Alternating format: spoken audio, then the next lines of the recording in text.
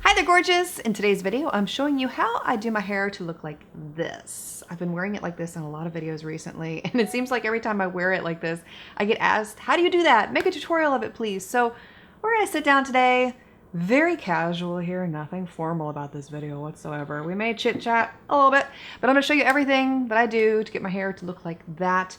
It's not going to be a completely unedited video because this takes me honestly about 30 minutes because I have so much hair. So it's going to be chopped up, but you'll get the idea of how to do it after I'm done. Now, what I haven't shown you up to this point is how I dry my hair. My hair does not look like this if I let it air dry at all. So when I do dry it, I use my Conair Spin Brush Pro. This is something I've been using for years and years and years. So I'll show you a little tidbit quickly here of how I use that. And I love it because it's a brush and a hair dryer in one. And if you have hair like mine, you know that it gets really tiring to hold a hair dryer and a brush at the same time, and it makes your arms feel like jelly after about 15 minutes. It doesn't even take that long sometimes, but it's more uncomfortable than not, and that's why I love that hair dryer so much. And I've actually had that one for about, I want to say 3 years now.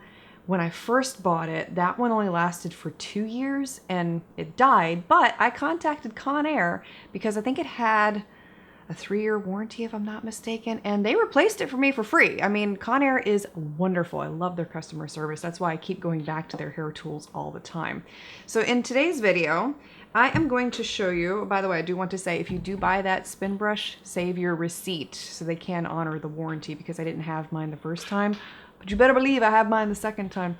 Okay, anyway, so the tool that I'm using today is a simple curling wand. This is one that I got from Sally Beauty. I talked about it in my December gift guide back in 2018. I love this tool. Curling wands are typically what I use to make those waves in my hair that you see quite often. We're going to turn it on, and I typically set it to 400. And what I haven't shown you also up to this point is that I did apply a heat protectant spray before I blow dried my hair. And the one that I use is from the brand OGX. It's their Protecting Silk Blowout Quick Drying Thermal Spray. And because I have so much hair, I mean, I get accused of wearing a wig. I really do. People seem to think that this is not my real hair. It's my real hair, okay? But anyway, I like to section it off because there's so much to work with here. It keeps me sane. So I take the top portion usually first, and I will pin it up so that it is out of my way. I don't always blow dry my hair. Today I did it because I was short on time and I knew I wanted to make this hair tutorial, so I did need to have dry hair. But sometimes I will let my hair dry naturally and then I'll curl it. And then when I let my hair dry naturally, it's all kinds of curly, it's frizzy, it's all over the place. I'm sure if you've been around my videos for a while, you've seen me with my natural hair, and it looks nothing like this.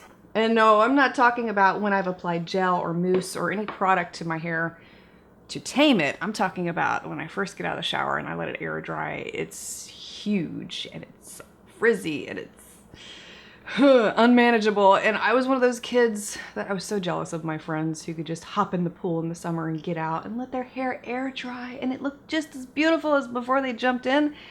And here's me over here, big frizz ball, looking like I stuck my finger in a light socket. So I typically start with a small section, and I will use the curling wand like so. Now, I have been burned so many times, it still kind of freaks me out, but it's worth it, you know? I mean, yeah, you'll probably see me get burned at some point here too, which is normal. And I hold it here for maybe 5 to 10 seconds. It really doesn't take that long. And let go, and you can see the beautiful curl that creates. And I don't touch it, and I'll just let it sit there like that, and I will do my entire head like that. And the bigger the section you take, the more loose your curl will be, obviously. I think most of you know that. I'm just saying this for those who may be beginning with hair. And the bigger section that you take, the more loose your curl will be. So if you like loose curls, then take bigger sections than what I'm taking here. If you like tighter curls, then take smaller sections than what I'm taking here. I like to go between small and medium. Sometimes when I get lazy, by the time I get to the back of my hair, I'm taking bigger chunks because I just want to get through it. I'm like, just get this over with, please. See, isn't that pretty? It's just, I love it. It's very relaxing for me to do. It may be time consuming, but if you turn on some music, or you call somebody that you haven't called in a while and you just shoot the breeze for a little while with them, you'll find that time really flies when you're doing this.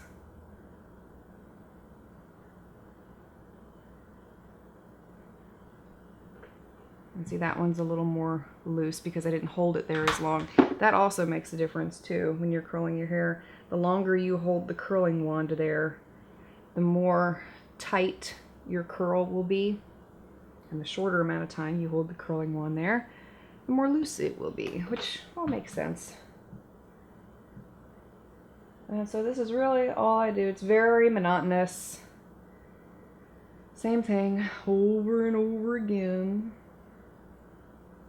If you wanted to see what you were doing to the back of your head, you can line up mirrors so that you, or actually you can even take a mirror like the one I have in front of me right now and position it so that you can maybe see the back of your head in a bathroom mirror or whatnot. Set it up so you can see the back of your hair and then curl it like that. I mean, that's a way that you can make sure you're doing it right if you want to. But I have found that doing it by touch and just relying on the wand to make the curl produces really nice results without me having to sit there and monitor what's going on back there. So I'm not really too worried about how it's going to turn out in the back. Now they do make gloves that come with these wands typically that are heat resistant and help to protect your hands from when you touch the wand, and they do work. I find them to be a little too cumbersome and hard for me to work around. I like to be able to feel my hair and where I'm placing it. So while they do work, they don't work too well for me in the sense that I feel out of control when I'm using those gloves. And when I've done the entire length of my hair all the way around, at least the bottom portion, that's when I'll focus on this top section. And I still keep this sectioned off so it makes it easier for me. So I will take this, divide it in half, and then put this side up. And then I'll take this section and divide this one in half also and just flip this section over here to the other side so I can work on these little pieces at a time. And I like to also brush through my hair before I curl because I don't brush my hair after it's curled. So I like for it to be free of any tangles and knots ahead of time.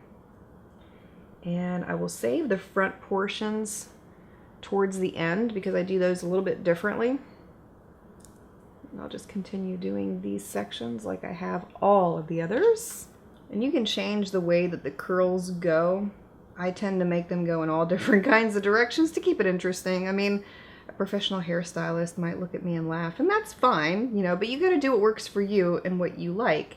And as an example, like this curl, it's a really bouncy curl, goes like that, where it depends on how you place the hair on the curling wand. You can either wrap the hair over like that, or you can wrap it under, and it will simply change the direction and the shape of the curl. Especially when you do the curls around your face, you want to curl them away from your face so that your hair stays off of your face.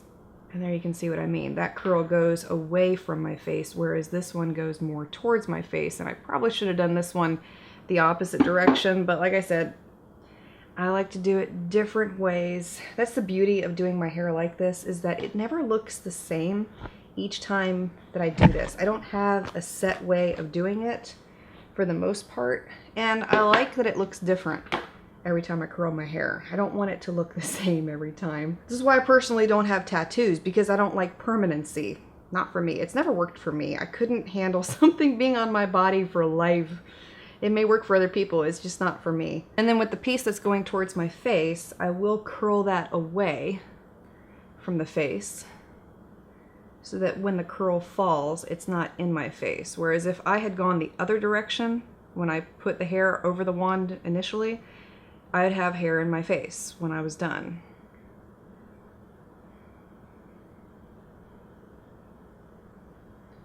And there you can see what I mean. See how the curl just more frames the face instead of covering it. I'm going to redo that curl. I'm glad that happened so you can see how I fix things if I mess something up. I just brushed through it and I will do it completely different. And all that does really is it helps to reset. I just burned myself. See, I almost got through this video without burning myself, but like I was saying, all that does is it resets the hair so that you can go back and recurl it in a different pattern. And now that we're pretty well cooled, what I like to do, and this is completely up to you, you do it the way that you want to do it. I will move the curls around a little bit to get them positioned where I want them. Look to see if there are any pieces that I've missed. That's happened to me before. Looks like I've missed this piece right here. So I'm going to go back and curl that real quick. And yes, even though it is a small piece like this, I am like really not into leaving pieces like that in my hair. So I will go back and recurl them.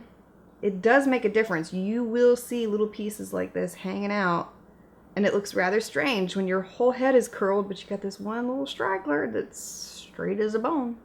And then you can either brush through with your fingers. That's something that I like to do. Or you can flip your head over completely, which is one of the things that I will do. Brush through like so.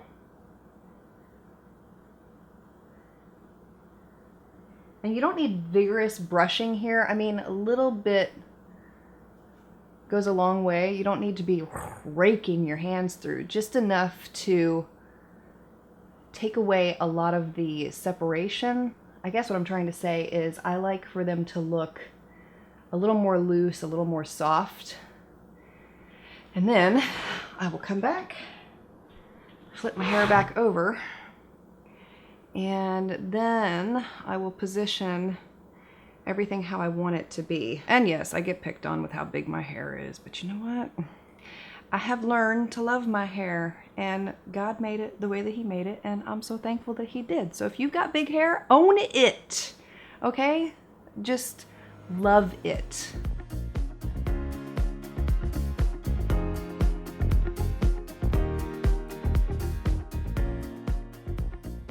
And that's pretty much it. And my hair will look like this for upwards of 4 days if I let it. I'm very blessed in that regard. I thank God for making my hair the way that it did because it holds a curl extremely well. I typically do not apply hairspray. The only thing that I use, honestly, is that thermal protectant spray. But if you did want to use a hairspray, I would highly recommend ones from, who do I really like? I'm trying to think of the brand. It comes in a gray bottle. Jennifer Aniston endorses it. Who is it? Who is it? Living Proof. I had to look it up. Doesn't Jennifer Aniston own a piece of that company? I think she does. Anyway, Living Proof products are great. They also make a humidity proof spray that I swear by. If I were going to apply anything on my hair up to this point, it would be the Living Proof humidity protectant spray, because if it's very humid out, my hair does tend to get frizzy, even with curls like this. So that humidity proof spray really does help to keep them intact. I would recommend hairsprays from the brand Bumble and Bumble. I've really liked theirs. Big Sexy Hair makes a great line of hairsprays too. They won't make your hair stiff. They're very movable, so that's another great line to check out if you're looking for a hairspray that will hold your curls all day long. And typically by day 3 is when you will find me brushing these curls out, and I'll just typically add a dry shampoo on day 3. I don't wash my hair more than 2 times a week because it tends to get really dried out if I do, and I like to keep a lot of the natural oils on there personally. So if you've been looking for a tutorial on how to get this look, I hope you found it helpful today. For all the tools and everything I used today, we'll have everything linked for you below. Thank you so much for taking the time to watch. Feel free to share your hair tips below as well, and I look forward to seeing you again next time.